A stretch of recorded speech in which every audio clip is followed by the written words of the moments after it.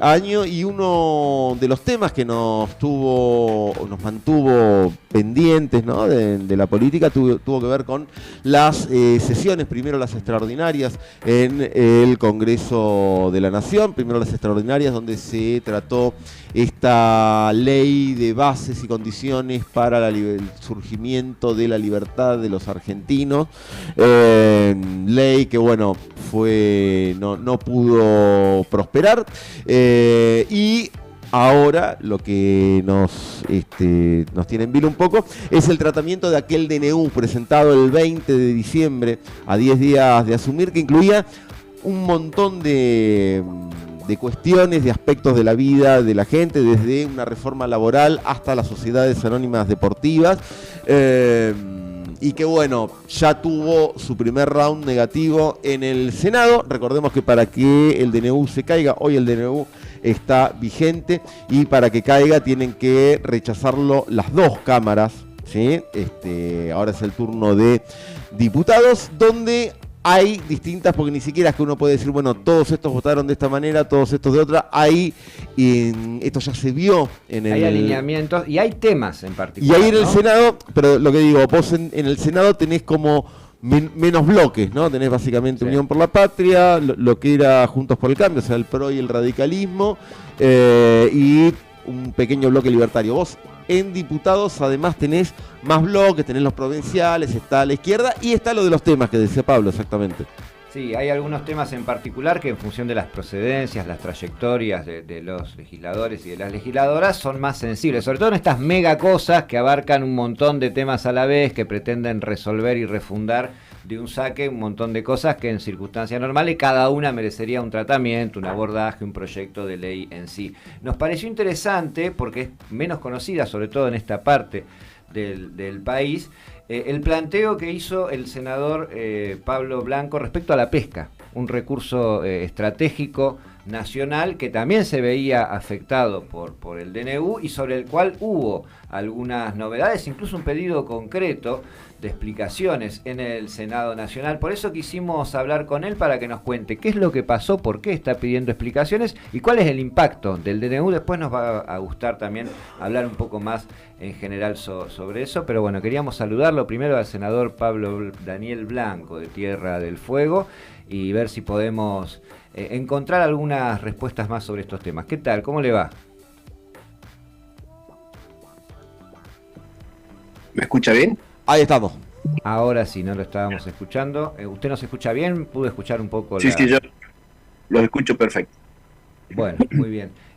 Brevemente, un poco ese era el disparador. Queríamos saber un poco más respecto a la denuncia que hizo, el pedido de informes por la pesca, creo que depredatoria fue el término que se utilizó, de la merluza negra, y el impacto después más en general si estas situaciones se transforman en políticas legitimadas por el DNU.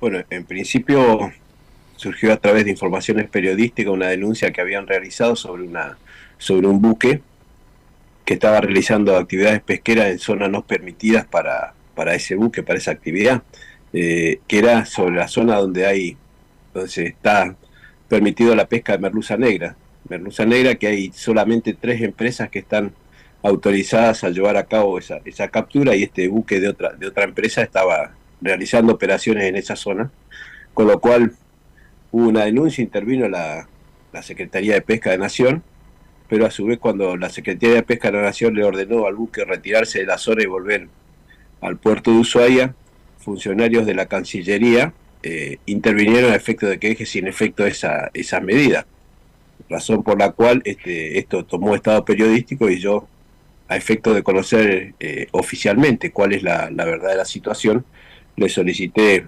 información a la Secretaría de Pesca y a Cancillería, más precisamente citando a funcionarios para que den las explicaciones en el ámbito de la Comisión del Senado de la Nación, por un lado, y por otro lado enviándole una nota a la Secretaría de Pesca para que ratifique o rectifique la información que había salido, que bueno, que en definitiva después, si bien yo no tengo la información oficial, algo certero ha sucedido, porque esto produjo, entre otras cosas, la renuncia de 3 funcionarios, encargados de la supervisión en la Secretaría de Pesca, y de aquel que había también realizado gestiones para dejar sin efecto las medidas de empleado personal de la Cancillería, un funcionario de la Cancillería. O sea, a ver si entendemos. Se realiza la denuncia, el Estado interviene planteando que se cumpla la ley, que se retire el que está efectuando la pesca ilegal, y no solo no se hace eso, sino que se apoya al infractor y terminan renunciando quienes debían controlarlos. Teníamos acá la información de la renuncia del director de Control y Fiscalización Pesquera, Julián Suárez. Usted dice que hay 2 funcionarios renunciantes más. Hay uno que hizo las gestiones de Cancillería, diciéndole a este funcionario que deje sin efecto las medidas que había tomado. También ha presentado la renuncia, por lo que se sabe a través de los medios de comunicación. Así que bueno, nosotros queremos saber a ciencia cierta qué es lo que sucedió y por qué se intervino de esa manera, independientemente que el buque ya amarró en el puerto de Ushuaia, donde fue inspeccionado por autoridades nacionales y se constató la infracción que había cometido y la captura de especies que no están permitidas aún, no están autorizadas por el tamaño de la especie, no está autorizada a capturarse, o sea, estaba en zona prohibida, no tenía autorización para la pesca de merluza negra y a su vez estaba pescando ejemplares que no están permitidos porque son ejemplares jóvenes. Así que todas esas infracciones había cometido este barco y bueno, queremos saber qué es lo que realmente sucedió, qué medidas se tomaron y qué medidas por qué se contravino a la orden de lo que establece la Ley Nacional de Pesca. Y esto puntualmente en lo que es el DNU, ¿cuáles son las modificaciones que se introducirían en la ley que bueno, hacen que sea rechazable? No, en esto nada tiene que ver el DNU. En esto es una infracción a la ley federal de pesca, independientemente del DNU. En la ley ómnibus que se planteaba en su momento, había algunas medidas que afectaban a la ley de pesca, pero eso fue dejado sin efecto. Pero esta infracción que se cometió y este delito ambiental, nada tiene que ver ni con el DNU ni con la ley ómnibus. Es algo que está normado en la ley federal de pesca. Bien, y que aparece un poco consentido por el Estado Nacional, eso sería lo grave. Usted plantea que las autoridades vayan al Congreso a dar explicaciones. Eso está costando, ¿no?, que vayan los funcionarios al Congreso. Y en el gobierno anterior no logramos que vaya nadie. Vamos a ver si en esta oportunidad, en este hecho puntual, porque cuando fue el tratamiento del DNU se citó a funcionarios que tampoco concurrieron. Vamos a ver si en esta oportunidad concurren los funcionarios al Congreso de la Nación. Independientemente de esto, uno tiene la otra posibilidad, que es a través de las consultas o las preguntas que se le hacen al jefe de gabinete cada vez que concurre al Senado, podamos tener este tipo de explicaciones. Usted, cuando fue el tratamiento, ahora por ahí sí metiéndonos en el tema puntual del DNU, durante su alocución, usted planteó que había recibido distintas presiones de sectores políticos y empresariales. Usted votó en contra, ¿no? Pidiéndole que cambiara el voto. ¿Esto en función de qué intereses venía y por qué aspectos puntuales? Bueno, al principio yo manifesté conversaciones, no presiones.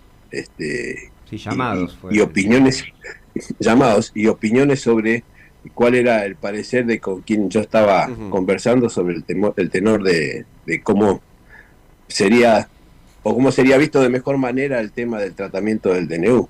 Yo he hablado con empresarios de Tierra del Fuego, con gremios de Tierra del Fuego, con el gobernador de Tierra del Fuego y otros gobernadores sobre cuáles podían ser las implicancias del voto en un sentido o del otro del DNU. Escuché las opiniones, pero bueno, yo desde el principio tenía la certeza de que este DNU no se condice con las condiciones que establece la Constitución Nacional y que yo estaba en contra, salvo que nuestro bloque unánimemente decidiera tomar una posición, cosa que no sucedió, nos dejó en libertad de acción, por eso yo pude rechazarlo como había pensado al primer momento, porque no se encuadraba dentro del texto legal. Pero las conversaciones que tuve con empresarios, con gremialistas y con funcionarios bajo ningún punto de vista lo he tomado como una presión. Bien, está bueno aclararlo. Los fundamentos de su rechazo tienen que ver sobre todo con la controversia sobre la constitucionalidad, digamos, sobre cuestiones de encuadre, o hay cuestiones de fondo en términos de política económica o en términos de algunos de los aspectos más allá de su eventual constitucionalidad o no, que lo motivaron a tener esa posición desde el principio. No, en principio la facultad que da la ley de análisis de la Comisión Bicameral de los decretos de necesidad de urgencia, lo único que analiza el Senado en esta oportunidad es si se encuadra o no se encuadra legalmente la presentación del decreto de necesidad de urgencia. No nos permite analizar los temas que componen al decreto de necesidad de urgencia. Por eso nosotros, desde el bloque de la Unión Cívica Radical, hemos presentado en su momento una ley espejo, que era el DNU convertido en ley, para poder analizarlo puntualmente, punto por punto, porque muchos de los temas que toca el DNU uno está de acuerdo. Inclusive hemos presentado proyectos con anterioridad en ese sentido, como el tema de la educación, el tema de la reforma laboral, entre otros tantos temas. Pero bueno, la facultad que tiene el Senado es tratar de si se encuadra legalmente o no legalmente. Y de acuerdo a lo que establece la Constitución, las excepciones que da para el dictado de un decreto de necesidad de urgencia no eran concurrentes en este sentido. El Senado o el Congreso estaba funcionando, porque cuando ingresó el DNU al Congreso ya estábamos convocados a sesión ordinaria, y una de las excepcionalidades que da es que el Congreso no pueda funcionar o no se pueda llevar adelante el trámite normal, y esto no se estaba cumpliendo. Estamos en comunicación con Pablo Blanco, él es senador por Tierra del Fuego de la Unión Cívica Radical, que entró, Juntos por el Cambio. El bloque radical fue como el voto más particular, si lo pensamos como bloque, ¿no? Que votaron divididos, que el presidente, además de su voto, estuvo el voto de Martín Lustó en contra del DNU, que Lustó tiene la particularidad de ser el presidente del partido, y el resto de los senadores votaron votaron todos a favor, y hubo una abstención. Senadora de Chubut, me parece que también acompañó el voto negativo, si no me equivoco. También. Sí, fueron 10 votos de la Unión Cívica Radical. La senadora de Chubut votó en contra junto con Martín Lustó y conmigo. Sí. El senador de la provincia de Buenos Aires, Maximiliano Abad, ya estuvo, y los otros 10 votos del bloque. Y los otros 10 votos del bloque radical votaron a favor. Así fue. ¿Qué perspectivas se pueden imaginar ahora de cara a lo que va a ser el tratamiento en diputados? No, la verdad que por lo que uno puede ver o leer, aparentemente no hay mucha intencionalidad en diputados de tratar este tema. Varios han manifestado que se van a abocar a la ley ómnibus que ha sido nuevamente presentada o va a ser presentada, y parece ser que el DNU no hay intencionalidad de tratarlo rápidamente, pero bueno, eso es una decisión de la Cámara de Diputados a través de sus autoridades o los integrantes de la Cámara que pidan una sesión para darle tratamiento a esto. ¿Y qué nos dice esta situación sobre los debates y el papel que esté llamado a jugar el radicalismo en esta etapa? Porque es como que en cada votación que hay, la expectativa se pone en qué hace el radicalismo, qué acompaña, qué no acompaña, estas cuestiones. Evidentemente eso refleja un debate interno que habrá muy fuerte respecto a cómo posicionarse. El gobierno además tiene una predisposición a maltratar un poco a quienes debería ir por ahí, uno piensa en busca de su apoyo. ¿Qué está pasando y qué se está pensando a la hora de imaginar un papel para el radicalismo en esta etapa? Que recurrentemente cada vez que hay una votación de este tipo resurge esa pregunta, ¿no? Bueno, usted fíjese lo que ha hecho el gobierno con el rechazo del DNU. Parece ser que el rechazo del DNU hubiese sido responsabilidad pura y exclusivamente de los radicales y esencialmente del presidente del partido. Bueno, pero no ellos se olvidan que el DNU fue rechazado por 42 votos contra 25, con lo cual la diferencia eran 17 votos, no era el voto de Lustó quien inclinó hacia un lado o hacia otro. Acá hay una intencionalidad clara del gobierno en contra de la Unión Cívica Radical. Lo tuvo durante la campaña, lo tuvo después y la continúa teniendo. Y sobre todo con aquellos que, independientemente de de qué espacio político corresponda, pero esencialmente el radicalismo que opine en contra de lo que dice el presidente de la Nación, cae toda la andanada de críticas sobre quién opina en contrario. No aceptan una opinión disidente los que se dicen ser dueños de absoluto. A ver, ahí se nos pareciera que se nos... Pensar distinto. Y con respecto a la otra ley, nosotros siempre hemos tenido discusiones en el bloque, no es la primera vez que en el bloque del radicalismo o cuando conformábamos el interbloque Juntos por el Cambio se vote de manera diferente. En varios temas ha sucedido. Y en el caso nuestro de este DNU, la diferencia no estaba en si era constitucional o no, sino la diferencia estaba dada en los tiempos.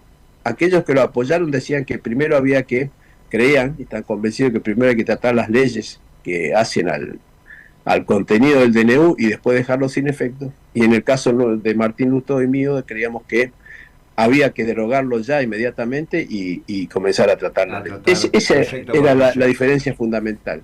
Nadie ponía en duda que no es la herramienta idónea del DNU para llevar adelante estas cosas. Usted tuvo, ahora que hablaba de esto de cómo se vienen en contra de los que planteen sabemos que están, bueno, los ataques de furia del presidente, pero también está toda la andanada, lo que ellos llaman los tanques digitales, ¿no? ¿Usted tuvo algún tipo de ataques de este tipo? Comentarios en las redes sociales mías, montones, críticas, de todo tenor y de toda forma, pero bueno, ¿qué va a hacer? Es lo que uno... No, pero una cosa es la crítica, una cosa es que alguien pueda decirle... Un usuario de a pie, una persona... Claro, que pueda decirle, mire, Blanco, no estoy de acuerdo con lo que usted hizo. 5.000 bots que se te vienen encima. Son las reglas del juego. Otra cosa es esto, ¿no? Cuando vienen todo y con agresiones personales y con... agresiones personales, insultos, de lo que usted se pueda imaginar, gente que ni sabe quién es Pablo Blanco, gente de Salta, de Jujuy, diciéndome tal...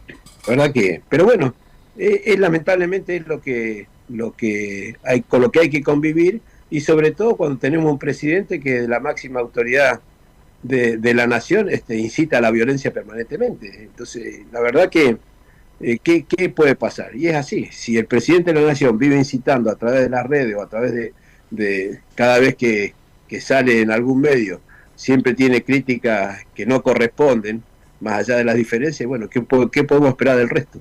Sí, bueno, eso me lleva por ahí agradeciéndole su tiempo y su gentileza. Estamos hablando con el senador Pablo Daniel Blanco, de Tierra del Fuego, de la Unión Cívica Radical, por ahí a volver sobre la pregunta que hacíamos hace un rato, ¿no? ¿Cuál es el rol, más allá de los posicionamientos sobre temas puntuales que están imaginando para el radicalismo? Porque, por un lado, parecería a veces una contradicción entre voluntad de acompañar algunas cosas y esta cuestión de recibir ataques permanentes por no acompañar lo suficiente. Incluso recibe, yo creo, más ataques para los sectores del radicalismo mismo, del PRO. Sí, que como que los que Ignacio Torres de Chubut recibió por ahí más ataques más cruentos que Axel Kicillof, ¿no? En redes y eso.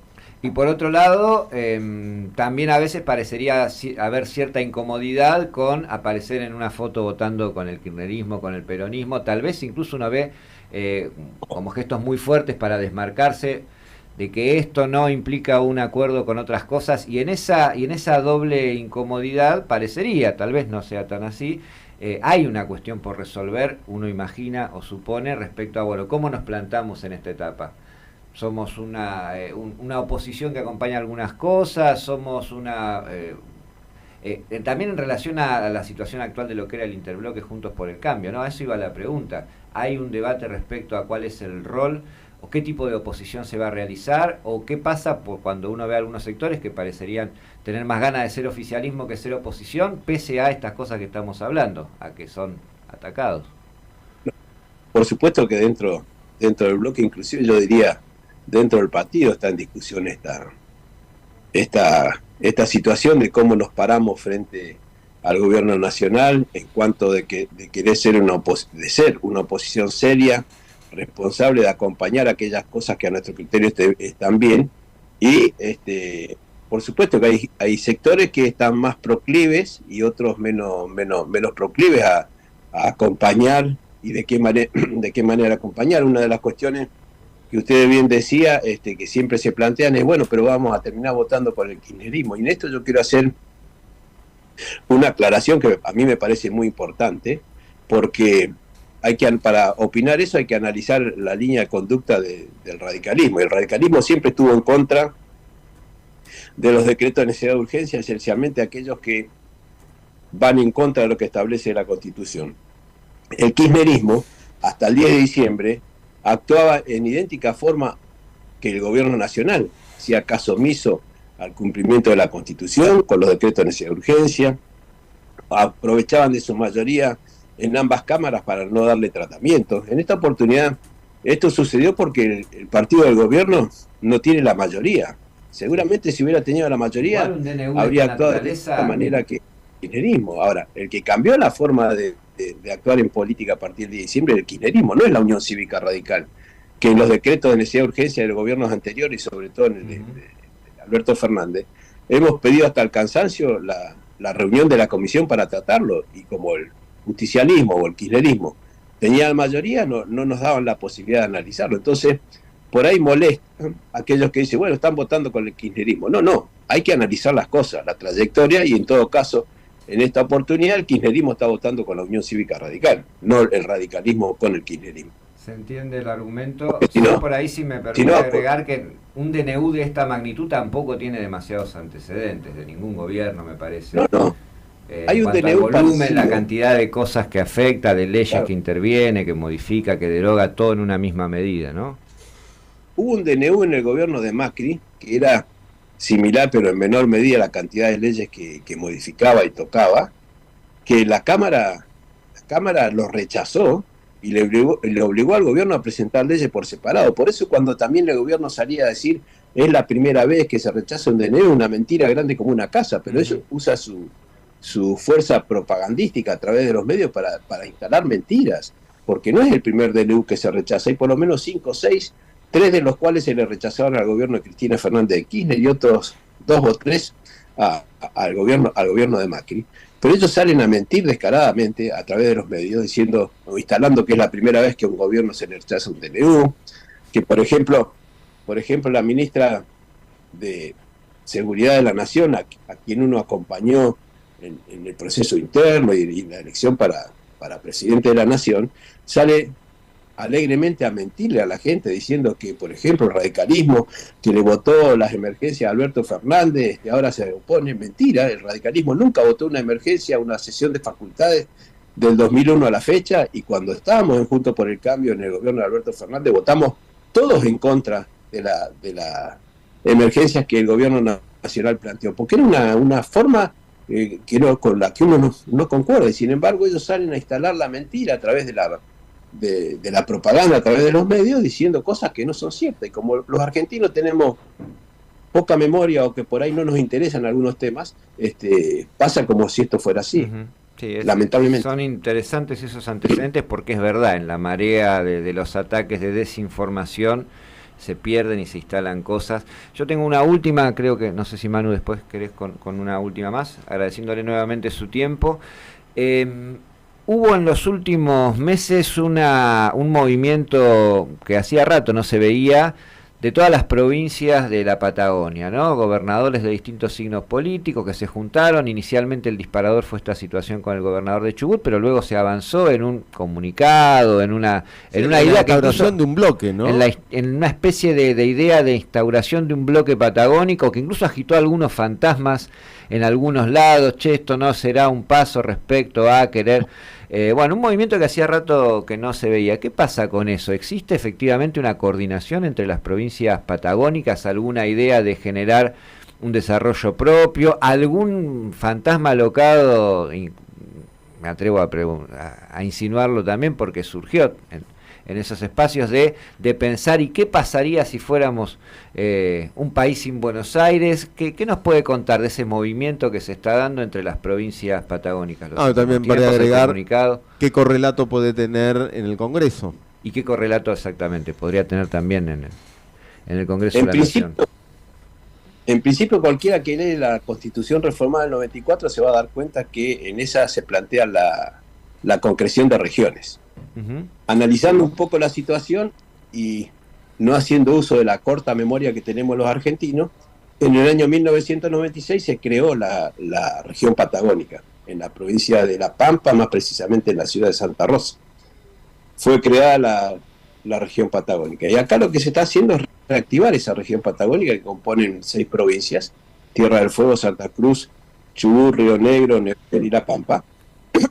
Es reactivar activamente esa región, y así se está trabajando. Se han hecho varias reuniones. Días pasados hice una reunión en la ciudad de Puerto Madryn, donde participaron los 6 gobernadores, que dicho sea de paso, son de 6 espacios distintos, 6 espacios políticos distintos, con una reunión de los gobernadores patagónicos con los representantes nacionales en el Congreso de la Nación, senadores y diputados. Fue la primera reunión de esta nueva etapa, y bueno, ahí se planteó la necesidad de trabajar en conjunto, independientemente de las cuestiones partidarias, en temas que hacen a la región. Y por supuesto que esa idea de trabajar en conjunto los gobernadores se quiere proyectar al Congreso de la Nación, para que en el Congreso de la Nación los representantes de los diputados y los senadores, que solos no tenemos mucho peso, pero si nos juntamos por región es un número importante. Somos 18 senadores y más de 35 diputados, que tienen injerencia así en conjunto, de trabajar en conjunto por aquellos temas que hacen al beneficio de la región. Y por supuesto están trabajando en un plan de desarrollo regional, todas cosas que realmente hacen falta, pero hay que agitar, hay que espantar los fantasmas que algunos medios de comunicación pretenden instalar, de que los patagónicos se quieren escindir, que quieren hacer un país aparte, ¿no? Primero, yo le recomendaría a muchos que opinan así que vayan a la fuente, que lean la Constitución, que se informen un poco y después opinen con propiedad, porque la verdad que si van a opinar de acuerdo a los indicios que le dan algunos funcionarios del gobierno nacional, se están equivocando y feo. Blanco, la última, ahora sí, estamos en víspera de un nuevo aniversario del golpe militar, en un contexto particular donde hay también hay fantasmas o hay ideas. Tenemos una vicepresidenta que viene de un sector de básicamente de reivindicación y de defensa de lo que fue el genocidio. No, pedirle una reflexión, y le voy a meter 2 reflexiones en una que le voy a pedir, porque la semana que viene vamos a estar cumpliendo algo. Digamos, hoy ahora es el aniversario del inicio de la guerra, de la dictadura, y la semana que viene va a ser el aniversario del inicio del fin de la dictadura, con Malvinas y con la actitud que también está teniendo el gobierno, ¿no? Donde vemos que vino, y sobre todo usted que está en Tierra del Fuego, que las Malvinas son parte, ¿no?, de la provincia que usted representa, que vimos que vino el canciller británico, y nuestra canciller lo único que hizo fue hacerse la graciosa por Twitter, ¿no? Que en relación a esta época y la historia, sería como para sintetizar la pregunta, ¿qué reflexión tiene al respecto? Bueno, el 24 de marzo es una fecha muy, muy, muy importante. Yo creo que la conmemoración de una situación trágica que le cambió el destino al país, lamentablemente para mal, por lo que sucedió después con la dictadura militar. Yo creo que hay que aprovechar esta fecha para recordar y para enseñar y para explicar a aquellos que son muy jóvenes, que no tuvieron o que tuvieron la suerte de no vivir esta etapa, para explicarle, porque en definitiva la mayoría de los que no vivieron esta etapa son los que toman decisiones electorales en las elecciones, para explicarle cuál fue la situación. Con respecto a la vicepresidenta, yo he hablado con ella de este tema. Ella no reivindica, o sea, no es la idea reivindicar lo sucedido, sino que ella lo que dice que no se puede mirar una sola parte de la historia. Ahora, también es cierto que los militares actuaron más allá de las órdenes que oportunamente se le dieron con el tema de la represión. Ellos se excedieron en lo que debían comparte hacer. Esta mirada sobre los excesos? La idea de que lo que sucedió fueron excesos. Es lo que la sociedad y la justicia penó, son los excesos que ellos han cometido, porque el robo de chicos y un montón de cosas más que han sucedido y que fueron probadas. Si no cree que haya sido parte de un plan sistemático, sino que fueron excesos que se cometieron. estaban dentro de la orden de reprimir o de lo que decía el decreto del gobierno constitucional en su momento. Y después el 2 de abril, bueno, el 2 de abril es una fecha muy, muy importante, sobre todo para el país, pero acá especialmente en Tierra del Fuego. Yo vivo en la ciudad de Río Grande, que es la capital nacional de la vigilia, es una fecha que se conmemora con mucho afecto, con mucho entusiasmo. Hay una amplia participación de la sociedad en la vigilia, y bueno, es el recordatorio de un hecho desgraciado que ocurrió, y que bien, como usted decía, fue la apertura también a la vuelta de la democracia, pero lamentablemente un montón de jóvenes dejaron su vida en las Islas Malvinas, y la verdad que el gobierno nacional no da indicios de tener el mismo fervor para defender nuestros intereses y nuestros legítimos reclamos en Malvinas que gobiernos anteriores. Pablo Daniel Blanco, senador nacional por Tierra del Fuego, Antártida e Islas del Atlántico Sur de la Unión Cívica Radical. Gracias por esta comunicación y hasta cualquier momento. No, gracias a ustedes y a disposición, ¿no? Que tengan un buen día. Igualmente. Ahí pasábamos entonces una extensa charla, tuvimos creo que con un montón de aristas y de cosas incluso que por ahí daban para seguir hablando y repreguntando. El tiempo, se sabe, en la radio es breve y bueno, nos llevamos también, me parece, un montón de cosas respecto a la mirada y los debates que se están teniendo desde la Unión Cívica Radical, en este caso el sector que se posicionó en contra del DNU. Bien,